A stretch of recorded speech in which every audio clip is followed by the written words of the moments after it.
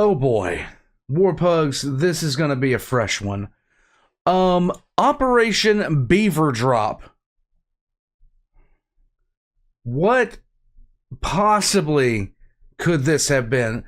Warpugs, I knew that the Airborne was full of good, noble, strong people who would fearlessly die behind enemy lines, but I didn't know we were sending in the Beavers. What about their pelts? What about their kits? Do they get VA benefits? Do they get better VA benefits than I do? It's always a question that I have in my head, Warpugs. I can't believe that I'm about to check out something about a bunch of Beavers being dropped in by the same... I almost need a minute at this title, but we're going to press on into here. Warpugs, the move-in is going okay. Everything's going good. Check the links in the description below for my links. Check the links in the description below for Fat Electrician's links. My God, I can't believe I'm about to watch this. Let's go. My favorite stories of all time, and it is the epitome of it's not stupid if it works.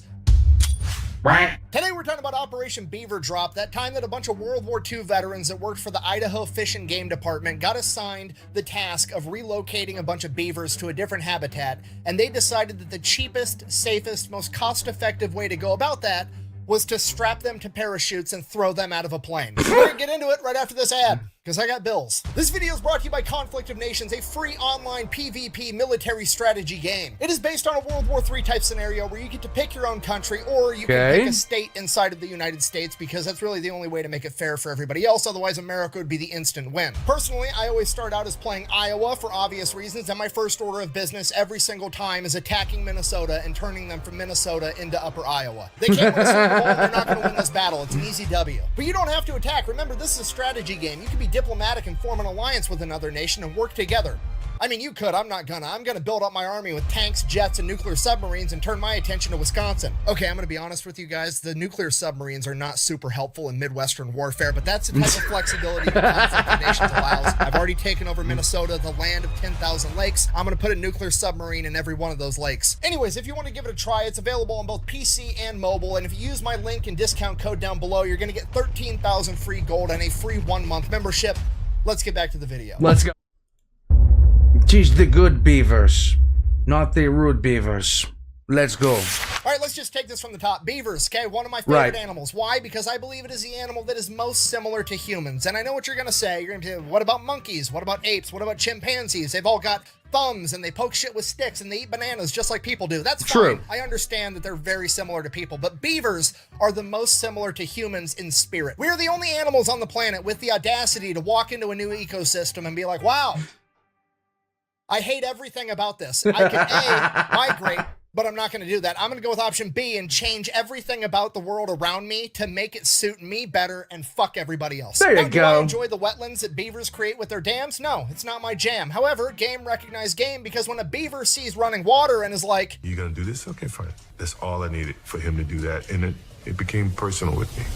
it's no different than when it's July and it's hot out and I decide to turn my air conditioner on so I can domesticate the wind so that my balls aren't hot, okay? It's about changing the environment around you rather than changing yourself. Okay, it's just that species-wide main character energy of I don't need to evolve anymore, I'm perfect how I am, I'm going to evolve the world around me to some shit that I like more. So, unfortunately, sometimes you evolve the world too much around you and then bad things do occur.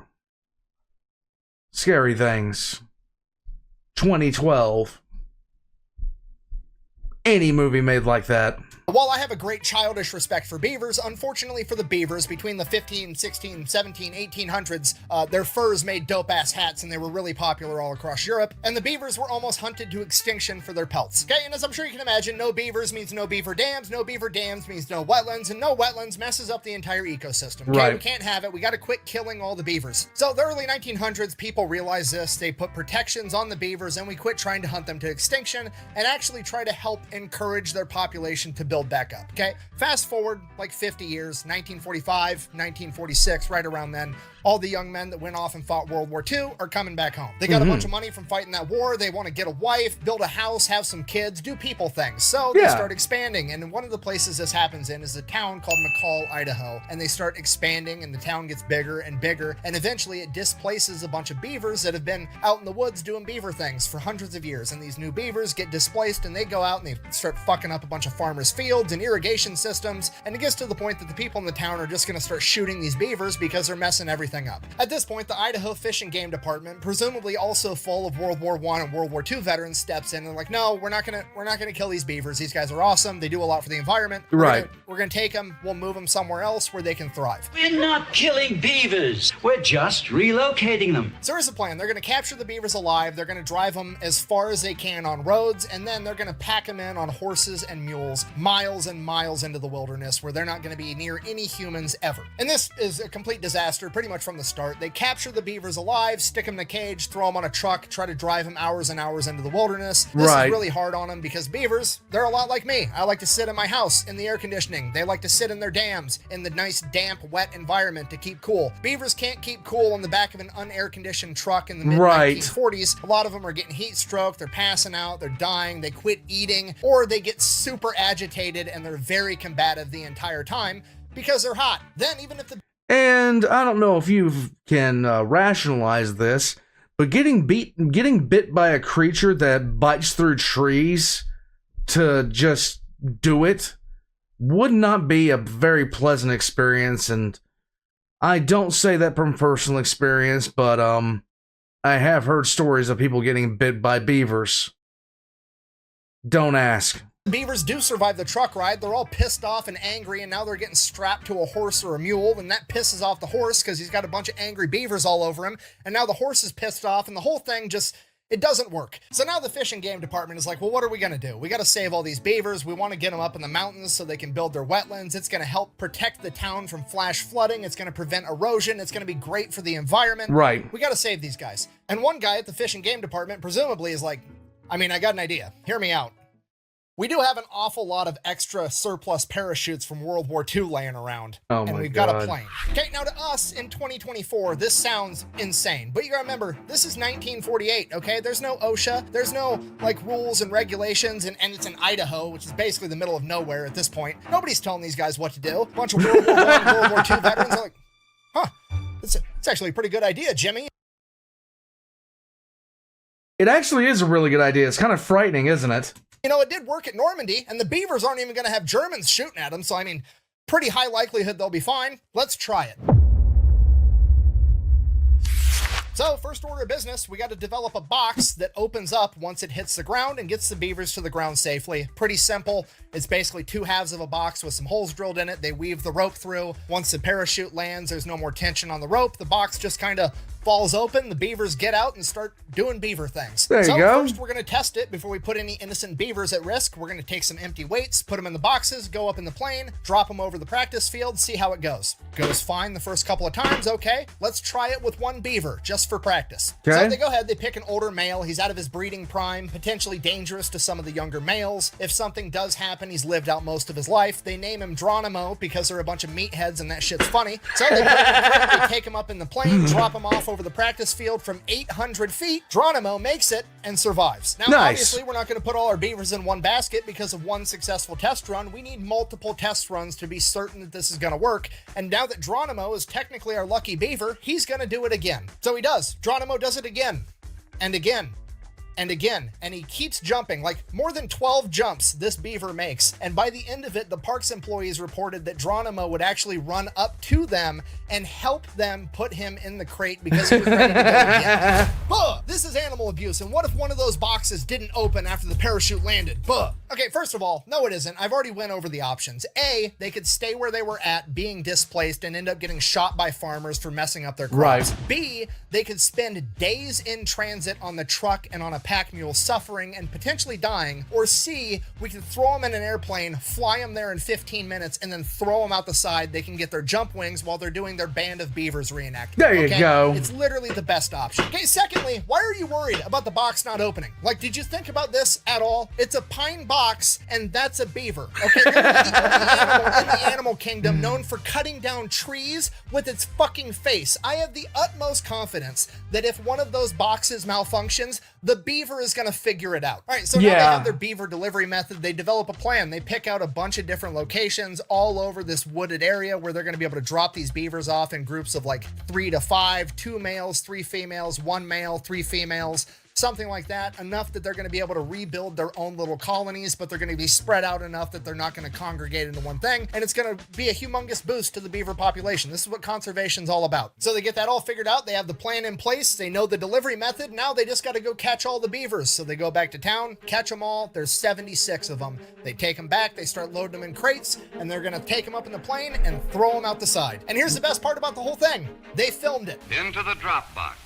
Nearly ready for that flight back into the mountains. And this is where you can really start to see that this is a different time. I mean, look at this absolute Chad just manhandling this beaver into that crate with no safety equipment, no gloves, no eye pro, nothing. If this were modern day, that guy would have leather protective gloves up to his elbow. He'd have safety glasses with a hard hat, with a face shield, with a leather apron. He'd have 2 dudes holding his hand while he did it just to make the safety guy happy. No, this is just some angry war veteran throwing a beaver into a box like it's another 8-hour workday. It's fantastic. That's it. They get the beavers loaded up on the plane. The plane takes off. They drop all the beavers in their designated drop zones. 75 out of the 76 survived. I don't know how they know this. I'm assuming they had people on the ground at the different drop locations to make sure the box is opened or that the beavers made it or whatever. But apparently the one beaver that didn't make it had somehow either slipped through the crack when the rope was loose or eaten his way out of the box after they had let it out of the plane, and the beaver was last seen standing on top of the box with the parachute above him, and he probably would have been fine, except when he got 75 feet off the ground, he decided to jump. Yeah, that's gonna be bad. So on one hand, that's kind of sad, but on the other hand, natural selection. If the other 75 beavers figured it out and you didn't, it's probably on you. I think we kind of screwed up with this because now we're going to have the Airborne Beaver Division coming out of Idaho when they evolve and gain sentience. And they already have the wherewithal, and they've already done it before. Their children's children are going to come for us. Happier note, though, the boys at the Fish and Game Department decided to hook up their lucky beaver, Geronimo. This is posted in the Journal of Wildlife Management, Volume 14, Number 2, April of 1950. The article, Transplanting Beavers by Airplane and Parachute by Elmo W. Heater, Idaho Fish and Game Department, McCall, Idaho. And I quote, Geronimo had a priority reservation on the first ship into the hinterland, and that with 3 young females went with him.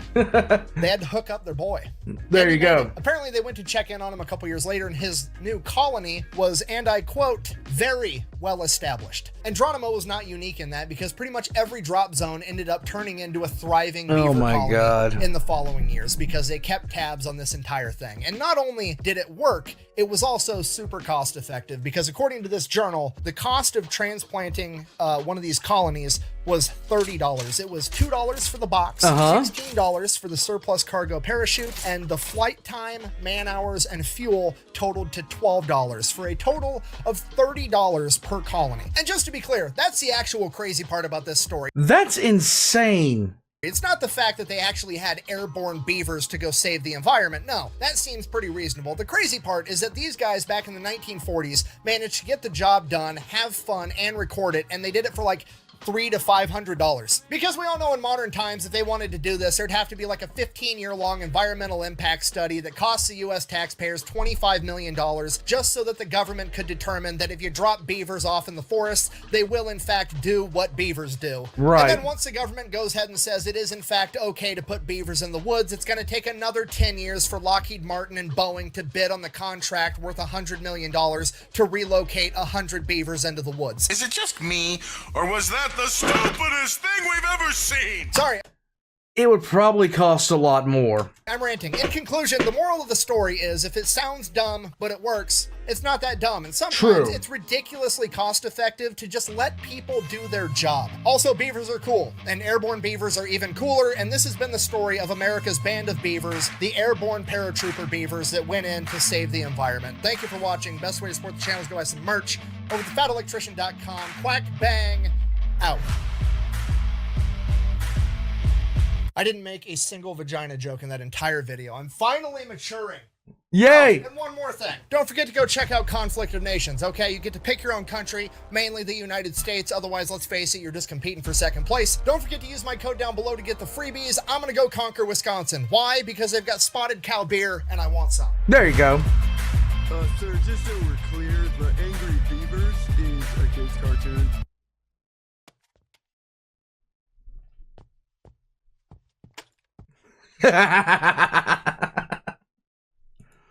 Warpugs, I like wildlife. I like watching wildlife. I think, I grew up watching nature documentaries all the time. I wish I had known about this, because this is quite frankly one of the most awesome things I've ever heard of. I wish I had known about this. This is just another one of those things that I get to learn about history. Those weird segments of history where we did something hilariously awesome for a good reason. I'm glad that we have the common sense these days not to just do dumb stuff at the same rate that we did before. Because believe me, we're still doing a lot of really stupid stuff. But I'm glad we're not doing it the same rate anymore. I mean, because of hats, we almost wiped out beavers. Because of jaws, we almost wiped out sharks. Good game. Warpugs, I'm going to head out from here. Check out the list out. Check out the links in the description down below. One of which does now include an Amazon wishlist for the new house. Anything as much, like, at this point, I'm just sitting here. I got told to put it together, so I put it together. Fine, I'll add to it later. I don't know. I need to get that bookshelf out of here because it's ugly and it's driving me crazy. I need to paint this back wall because it's ugly and it drives me crazy. But we're gonna get there, Warpugs. Thank you for joining me on this ride, and I will catch you guys next time.